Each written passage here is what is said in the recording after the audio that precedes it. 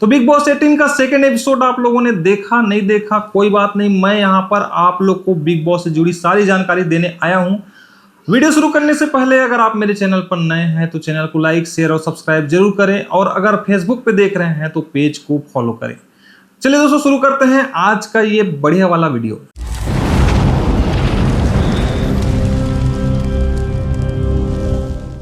दोस्तों big boss 18 ना इस बार लग रहा है यार बहुत अच्छा जाएगा, क्योंकि भाई कंटेस्टेंट जो है वो वैसे तो जब आए थे तो लगा था कि यार सब नए नए कंटेस्टेंट है,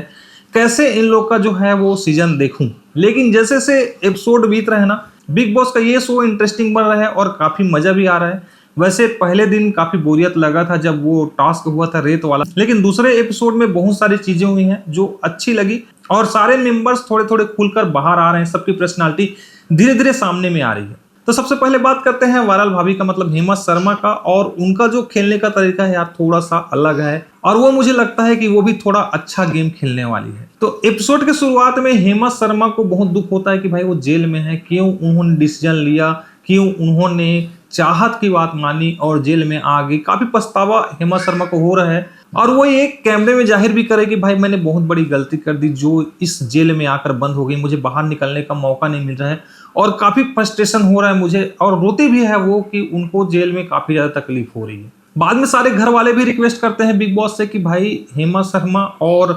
बग्गा जी को जेल से बाहर निकालो, क्योंकि उन्होंने 2 दिन से भी ज्यादा का समय जो है वो जेल में बिता लिया है, अब उनको बाहर आने का मौका दो। तो खैर वहां पर रिक्वेस्ट करने के बाद बिग बॉस तो फिलहाल कोई एक्शन नहीं लेते, और इधर करणवीर में, आफरीन में और अविनाश में थोड़ी बहुत झड़प होती है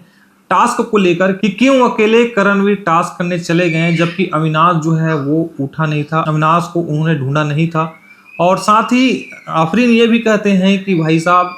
मैंने तो कहा था मैं टास्क कर लेता हूं अविनाश की जगह, लेकिन आपने मुझे भगा दिया। तो भाइयों आफरीन ना इतना चालाक आदमी है और इतना इरिटेटिंग पर्सन है कि वो बार बार ये साबित करना चाह रहा था करणवीर के सामने कि करणवीर तुम गलत हो और मैं तुम्हारा साथ देना चाहता हूं, लेकिन तुमने मुझे साथ देने नहीं दिया, जबकि तुमने मुझे अविनाश को ढूंढने के लिए भेज दिया। लेकिन भाई साहब ये बता दूं, एपिसोड आप लोग चेक कर लेना, ऐसा कुछ आफरीन ने नहीं कहा था कि वो करणवीर के साथ टास्क को पूरा करेंगे, और जबरदस्ती का झूठ वो यहाँ पर बोल रहे हैं। दूसरी चीज, करणवीर की एक गलती जरूर थी कि उन्होंने अविनाश को ढूंढा नहीं, लेकिन अविनाश ऐसे जगह पर था कि करणवीर को वो मिला नहीं, तो करणवीर को ऐसा लगा कि शायद अगर वो नहीं जाएंगे तो टास्क स्टार्ट नहीं हो पाएगा, इसलिए शायद करणवीर चले गए और टास्क अकेले स्टार्ट कर दें। इससे हुआ ये कि बाद में सभी को ब्लेम लगाने का मौका मिल गया करणवीर को कि भाई आपने अकेले टास्क किया है। हालांकि वहां पे गलती थी करणवीर की थोड़ी बहुत, लेकिन इतनी भी गलती नहीं थी भाई कि उन पे पूरा ब्लेम लगा दिया जाए। तीसरा चीज ये हुआ कि बिग बॉस ने टास्क वहीं पर रोक दिया, क्योंकि भाई टास्क के समय शिल्पा शिरोडकर सो रही थी, साथ ही करणवीर वाला जो टास्क था वो भी आड़े आ गया, तो बिग बॉस ने टास्क को वहीं पे खत्म कर दिया और राशन के जो 16 बॉक्स मिलने थे उसमें सिर्फ 6 बॉक्स घर वालों को दिए, क्योंकि बाकी जो है वो पेनाल्टी में चला गया। उसके बाद सबसे इंटरेस्टिंग चीज ये होता है बिग बॉस में कि हेमा शर्मा को बिग बॉस का कॉल आता है और हेमा शर्मा से वो कहते हैं कि आप अगर जेल में रहना चाहती हो तो आपको घर में पावर मिलेगा, आपको जेल में पावर मिलेगा, आप जेल से राशन पर हुकूमत कर सकती हैं, राशन अपने हिसाब से आप बांट सकती है, और दूसरा ये है कि अगर आप ये पावर नहीं लेना चाहते तो हम आपको जेल से निकाल देते हैं। अब देखिए हेमा शर्मा जो है वो जेल से निकलने के लिए रो रही थी भाई, मतलब मुझे जेल में नहीं रहना, अब मुझे बाहर रहना है। तो ऐसे में लगा कि हेमा अब शायद जो है बिग बॉस का फैसला मान जाएगी, जेल से तो ये निकलना चाहती है ऑलरेडी, तो शायद वो बाहर चली जाएगी। लेकिन यहाँ पर हेमा शर्मा ने ऑप्शन 1 पिकअप किया कि उनको पावर चाहिए, राशन पर उनको अधिकार चाहिए, जबकि बग्गा जो है वो राशन को बराबर बराबर बांटने के पक्ष में थे। तो बिग बॉस ने ये भी कहा कि आपके साथी खिलाड़ी राशन को बराबर बराबर इक्वल बांटना चाहते हैं, और ऐसे में ये जो है वो बग्गा का जो है वो गलत वे में जा रहे हैं। आपको अगर पावर चाहिए तो आप उसका सही से उपयोग कीजिए। तो हेमा शर्मा भी फिर बाद में बग्गा को समझाती कि भाई राशन तो ऐसे इक्वल बांट नहीं सकते, अपने हिसाब से देंगे। तो यहाँ पर गेम में जबरदस्त ट्विस्ट आ गया और अब हेमा शर्मा फिर से जेल में ही रहेगी और सारा राशन जो है उनके पास पहुंच चुका है, और घर वाले लोग अब राशन के लिए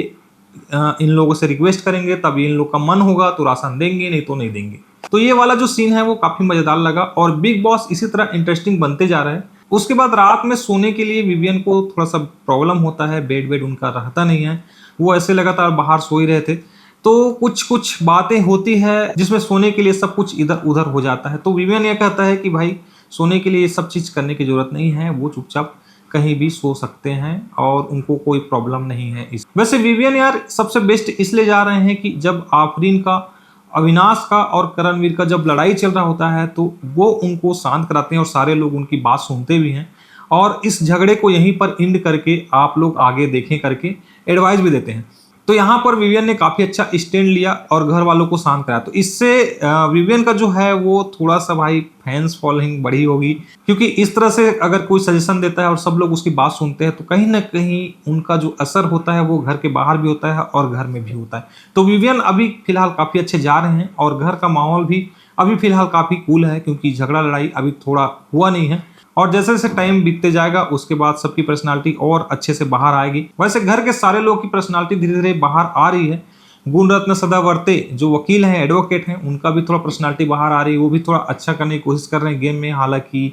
अभी तक उनका कोई विशेष व्यक्तिगत छाप तो पड़ा नहीं है, लेकिन जिस तरह से वो अपना स्टैंड खुद ले रहे हैं उससे उनका गेम भी अच्छा होने का चांसेस लग रहा था। मुझे लगा था कि ऐवी इसको बिग बॉस में शामिल कर लिया है, लेकिन शायद ये गुणरत्न भी कुछ अलग टाइप का कैरेक्टर है जो शायद काफी अच्छा कर सकता है। साथ ही अगर रजत दलाल की बात करूं तो रजत दलाल भी एक अच्छा खासा कंटेस्टेंट हो सकते हैं, क्योंकि जिस तरह से वो अपना सेल्फ स्टैंड लेते हैं वो शायद बहुत ही अच्छा है। और एक तरह का वो कूल बंदा है लेकिन काफी जल्दी एग्रेसिव हो जाते हैं। और रजत दलाल पर भी ये नजर रहेगी कि आने वाले एपिसोड में वो किस तरह से खेल खेलते हैं। तो बिग बॉस 18 के सारे फैंस लगातार नजर बनाए रखो बिग बॉस पर, क्या क्या होता है क्या क्या नहीं होता है, और जो भी इंटरेस्टिंग चीजें होंगी मैं आप लोग को लेकर जरूर आऊंगा। तो आज की वीडियो में बस इतना ही भाई, मिलते हैं नेक्स्ट वीडियो में, तब तक ले टेक केयर, बाय बाय।